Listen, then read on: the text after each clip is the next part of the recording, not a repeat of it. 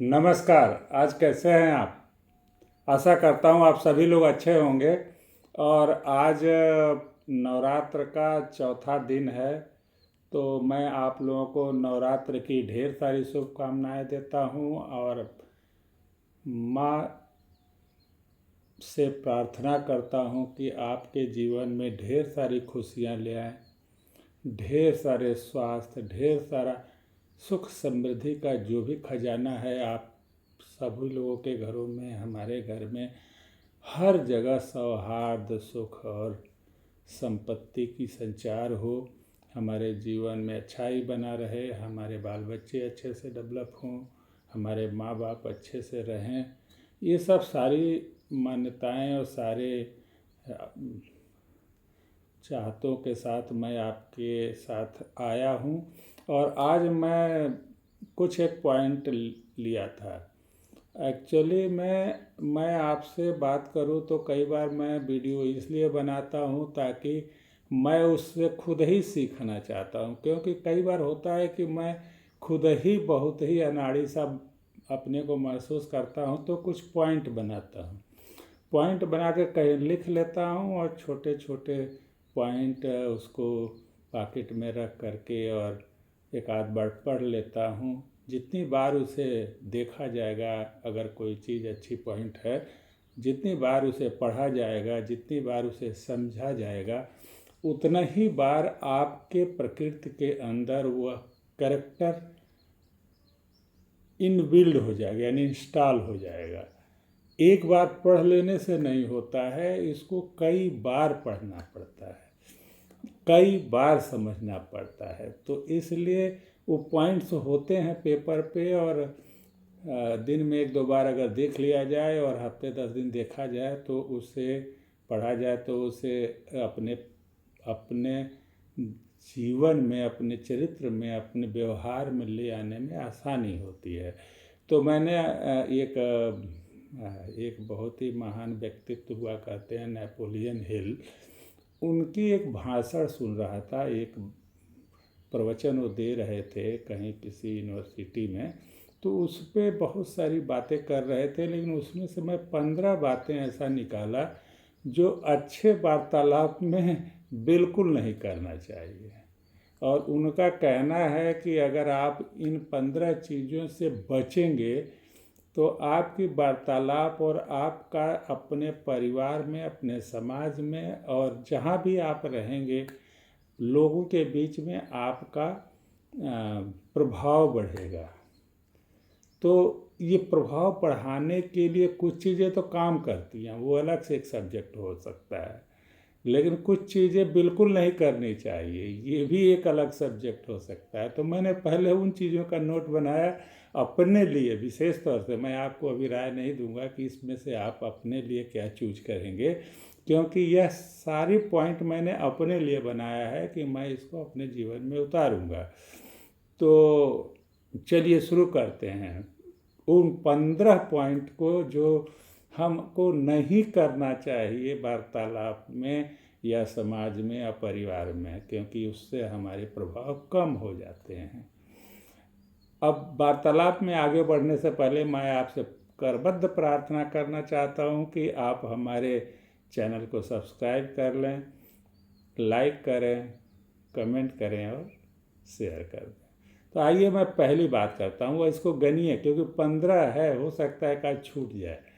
तो आप 15 कहीं कागज़ पे लिख लीजिए और देख लीजिए वो 15 हो रहा है कि नहीं हो रहा है। तो पहला जो सबसे बड़ा जो हमारे अंदर एक बुराई होती है ना, कि बातचीत के बीच में हम कूद जाते हैं। बिन बुलाए मेहमान की तरह से हम बीच में कूद करके और बातचीत को अपने कंट्रोल में लेते हैं, या बातचीत में जो धारा प्रवाह या जो एक भावनाएं बह रही होती हैं उसके अंदर इंटरफियर कर देते हैं, और यह एक बुरा प्रभाव डालता है। बातचीत अगर दो व्यक्ति करते हो तो उनको करने दीजिए, सुनिए ध्यान से।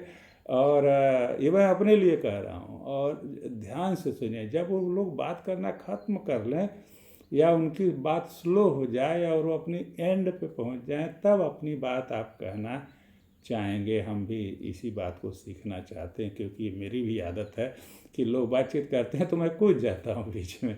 तो क्या करूँ, इंसान हूँ और आप ही जैसा हूँ, तो ये चीज़ है। तो बीच में कूदना एक बड़ी खराब बीमारी है।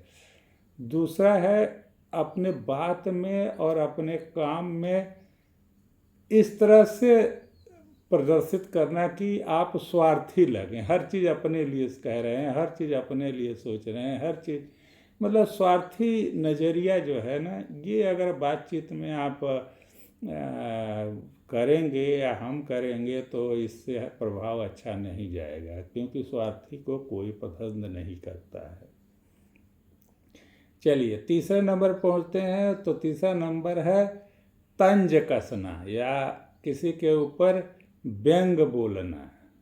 यह एक बहुत ही खतरनाक है। इस पर हो सकता है तत्काल में रिएक्शन ना आए, लेकिन ये बहुत ही अंदर तक आपके बारे में गलत प्रभाव उस व्यक्ति के मन में भर देगा जिसके ऊपर आप तंज कर रहे हैं। हो सकता है आप मजाक में कर रहे हैं, हो सकता है सोचते हो कि हमारा मित्र है, मजाक में बोल दिया यार, वो बुरा नहीं मानेगा।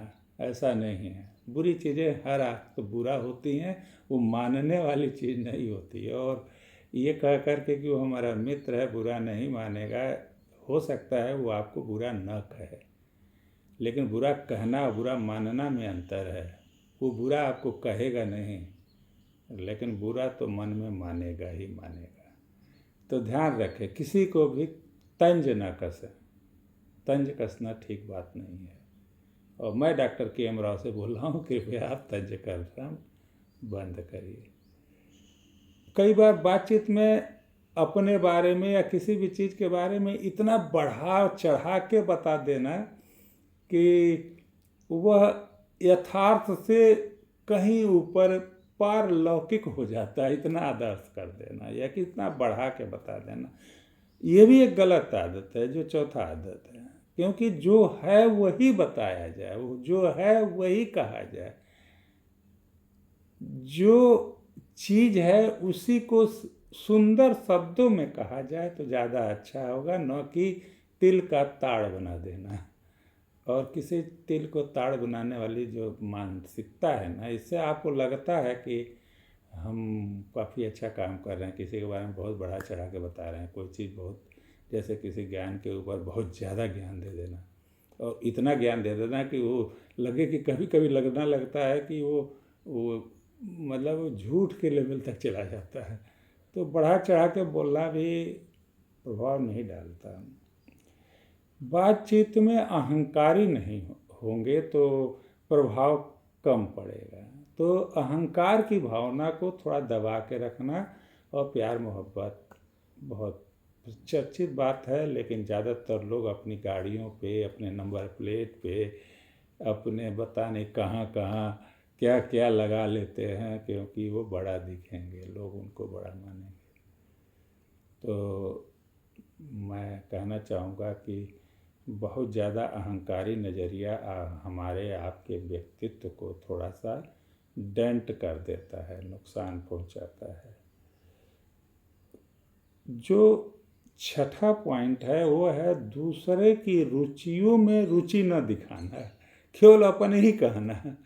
जैसे हर आदमी जानते हैं, हर आदमी अपने बारे में ज़्यादा रुचि रखता है, अपने बच्चों के बारे में ज़्यादा रुचि रखता है, अपने परिवार के बारे में ज़्यादा रुचि रखता है, और आप भी वही करते हैं। तो जब भी किसी से बात हम कराएं, जिससे हम कम्युनिकेट करें, तो ये ध्यान रहे कि वह अपने बारे में ज़्यादा रुचि रखता है, वो हमारे बारे में ज़्यादा रुचि नहीं रखता है। तो अगर हम उनकी रुचियों का ध्यान दें तो हमें उनसे इस तरह बात करना चाहिए कि आप कैसे हैं, आपका परिवार कैसा है, आप कहाँ घूमने गए। आप वर्ड का जब प्रयोग करके आप सवालों को पूछेंगे तो आप उनकी रुचियों पे ध्यान दे रहे हैं, और इस तरह से आप उनकी रुचियों पे जब ध्यान देंगे तो आप प्रभावकारी हो जाएंगे। और जो ही आप अपने बारे में मैं करता रहूँगा तो उसमें आपका प्रभाव कम हो जाएगा।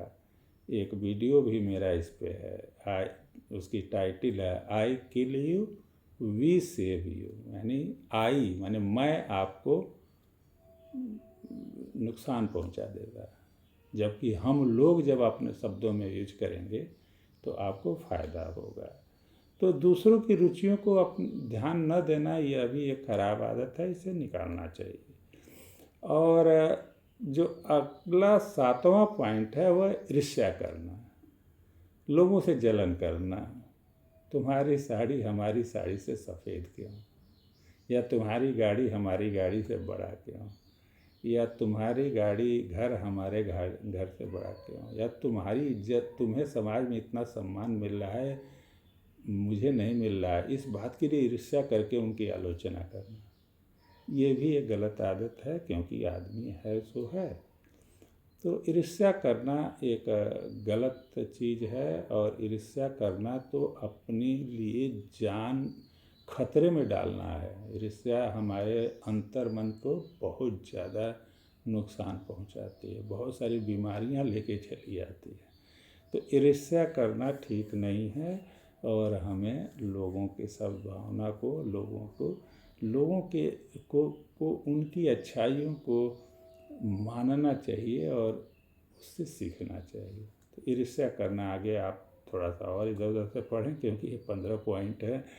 टाइम आपको जो है शायद 10-15 मिनट का हमारे पास है, तो मैं उसी में सब चीज़ को रिवाइज करूँगा। तो ईर्ष्या मत करिएगा। चाटुकारिता करना और तारीफ करना में अंतर है।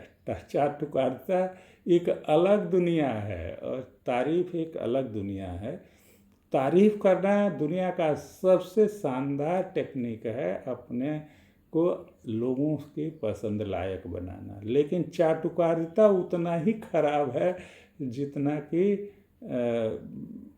कोई भी खराब चीज़ हो सकता है। और तारीफ वो होती है कि आगे वाले के गुण को उसके गुण के हिसाब से ही उसे बताना।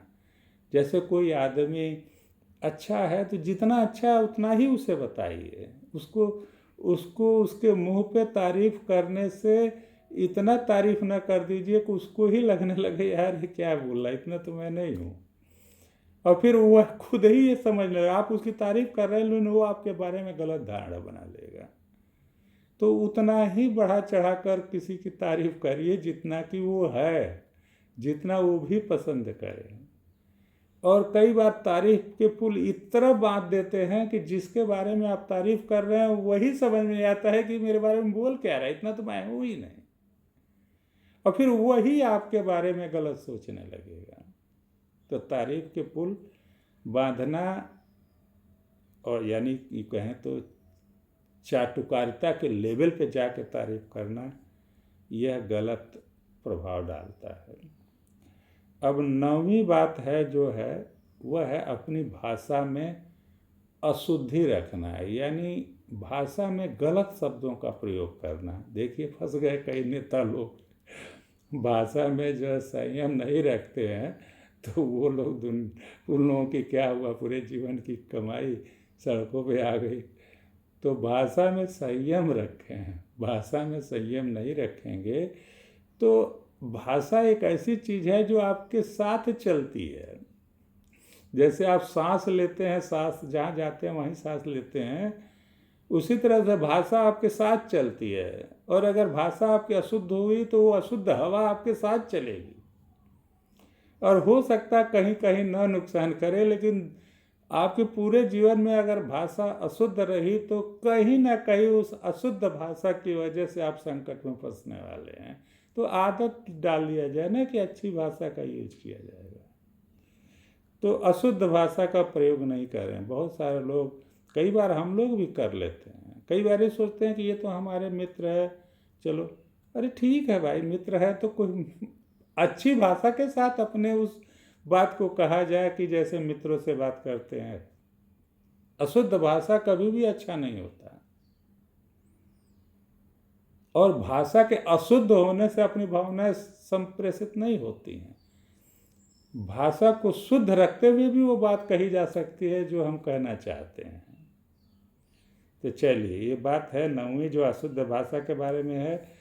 और 10वीं बात है बातचीत पर एकाधिकार कर लेना। जैसे कई बार होते हैं, दो बात कर लेते हैं और फिर एक आदमी इतना बोलने लगता है कि वो हर आदमी का मुंह बंद कर देता है, और फिर बोलता ही जाता है, बोलता ही जाता है, बोलता ही जाता है, बोलता ही जाता है, बोलता ही जाता है और बोलता ही जाता है।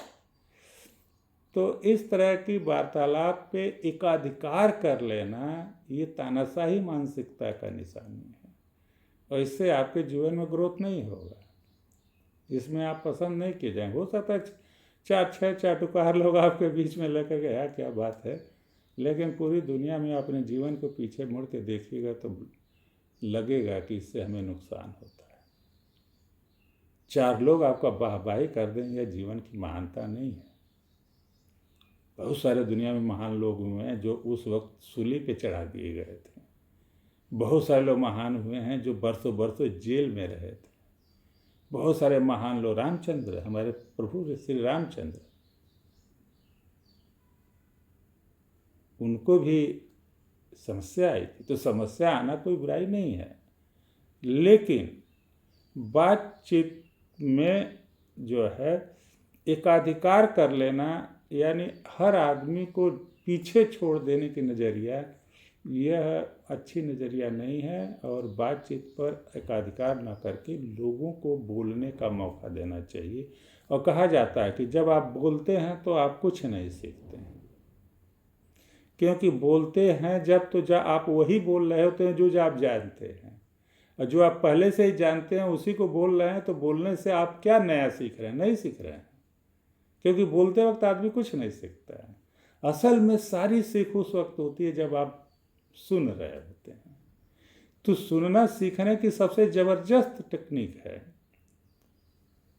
और बोलना सीखने की टेक्निक है ही नहीं।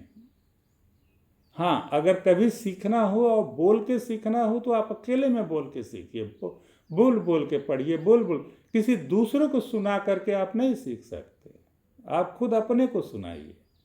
लेकिन उस दौरान भी आप वही सीखेंगे जितना आप बोल रहे हैं। लेकिन जब दूसरा बोलता है तो आप उसके दिमाग की बात भी सीख सकते हैं। अगर 10 लोगों की बातें सुनते हैं तो 10 लोगों के दिमाग से इंफॉर्मेशन अपने दिमाग में लेके आ सकते हैं। तो सुनना जो है सीखने का सबसे शानदार टेक्निक है,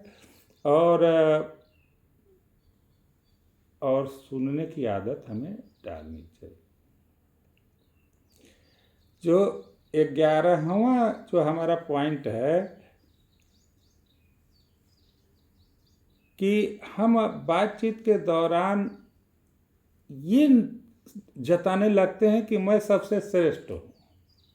इन श्रेष्ठता का भाव, मैं आगे वाले से श्रेष्ठ हूँ, वो कहते नहीं हैं, लेकिन बातचीत में कुछ ऐसा झलक जाता है। मैं भी कभी कभी ये गलती कर देता हूँ कि कई बार हमारे सामने हमारे छोटे कर्मचारी होते हैं, हमारे लोग होते हैं जो हमारे से हैं। वैसे तो मैं हजारों लोगों से अभी नीचे ही हूँ, हजारों क्या कहूँ तो करोड़ों अरबों लोगों से मैं नीचे हूँ। तो इतने सारे लोग मेरे आगे हैं, फिर भी 4-6 लोग जो भी मेरे पीछे होंगे, जो हमारे तक नहीं पहुँच पाए हैं, उनके साथ जब मैं बात करता हूँ तो कभी कभी लग जाता है कि मैं जो है ज़्यादा श्रेष्ठ बनने की कोशिश कर रहा हूँ, जबकि ऐसा नहीं होना चाहिए। सुधार करने की ज़रूरत है, अब मेरे में खुद की सुधार करने की ज़रूरत है। तो मैं ये बात कह रहा हूँ कि अगर आप बात करते हुए श्रेष्ठ बनने की कोशिश करेंगे तो पहचान बनाने में मुश्किल होगा। लोगों को श्रेष्ठ होने का अनुभव कराइए। जो अगली बात है, 12वीं बात है, वह है धोखेबाजी। धोखा देना एक ही बार हो सकता है। लंबे जीवन में कोई एक घटना आपके पूरे जीवन को तहस नहस करती है, वह है धोखा देना। किसी को भी धोखा दे करके आप अपने जीवन के भीतर बेहतरी नहीं कर पाएंगे। और हम तो ये मानते हैं कि धोखा देना क्राइम है, और ये 2 तरह से क्राइम है। ये दूसरों के लिए क्राइम है, और जितना दूसरों के लिए क्राइम है उसका 10 गुना अपने लिए क्राइम है, क्योंकि जीवन में आपकी सारी अपॉर्चुनिटी खत्म हो जाएगी। अगर आप 4-6 धोखे कर दीजिए, दुनिया आप पे विश्वास करना बंद कर देगी, और दुनिया आप पे विश्वास करना बंद कर देगी तो यह नरक में जाने का सीधा रास्ता है, सीधा रास्ता है। तो इसलिए धोखेबाजी से बचा जाए। 13वां बड़ा अच्छा पॉइंट हमने नोट किया है वो है चुगली करना।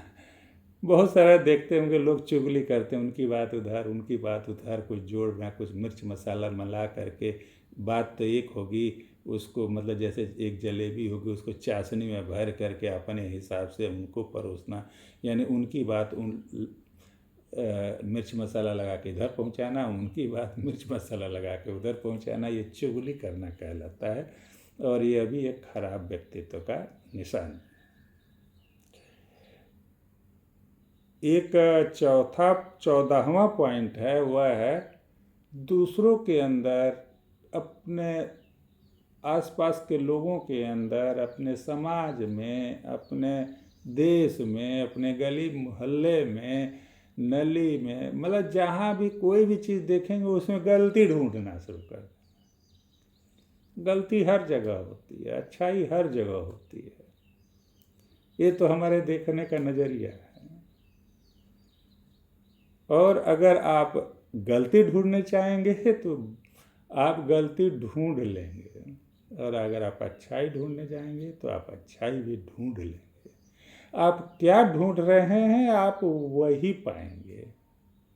और अगर आप हर वक्त और हम हर वक्त दूसरों में गलतियां ढूंढेंगे तो गलतियां मिलेंगी, लेकिन इस सारे के बाद भी प्रभाव अच्छा नहीं पड़ेगा, क्योंकि गलतियां ढूंढना अच्छे व्यक्तित्व की निशानी नहीं है।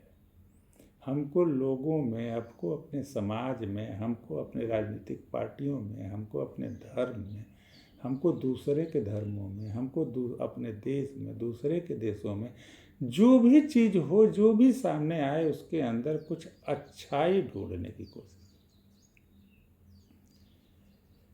और 15वां और अंतिम चीज़ होता है चुनौती देना हर बात में। मैं दावे से कहता हूँ कि ये बात सच है, गलत आदत है। चुनौती देना कोई ठीक बात नहीं है, क्योंकि कोई व्यक्ति चुनौती पसंद नहीं करता है। आइए मिलजुल के बात किया जाए, ये बोले कि मेरा विचार तो ऐसा लगता है, मैं ऐसा सोचता हूँ, आप कैसा सोचते हैं, ऐसा बोलकर भी अपनी बात को आगे बढ़ाया जाए। तो इस तरह से ये 15 बातें हैं जो हमको समझना पड़ना चाहिए। इसका मैं समरी नहीं बताऊंगा क्योंकि ये लंबा है, और इसको आप खुद कागज़ पे नोट बना करके और अपने जीवन में अपने पॉकेट में रखिए। और मैं भी अपना नोट बनाकर आप अपने पॉकेट में रखता हूँ या कहीं चिपका दूंगा। इसको कुछ दिन पढ़ूंगा, ध्यान में रखूंगा, ताकि ये मेरे जीवन में समाहित हो पाए।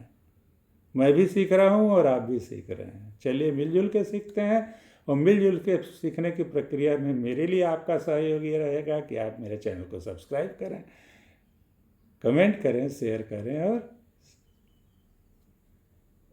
लाइक कर दें। लाइक का बटन ऐसे आता है, बस दबा दें। इसमें कोई मेहनत नहीं लगता। जितना मैं मेहनत करके आपको कंटेंट दे रहा हूँ, उससे बहुत कम मेहनत आपको लाइक करने में लगेगा, सब्सक्राइब करने में लगेगा, पैसा भी नहीं लगेगा। तो इतना कर लें मेरे लिए। अगर मैं लगता है कि मैं आपके लिए कुछ किया हूँ तो आप मेरे लिए करिए। लेन देन का सिद्धांत काम करता है धरती पे। तो आइए इसी के साथ हम विदा लेते हैं। नमस्कार।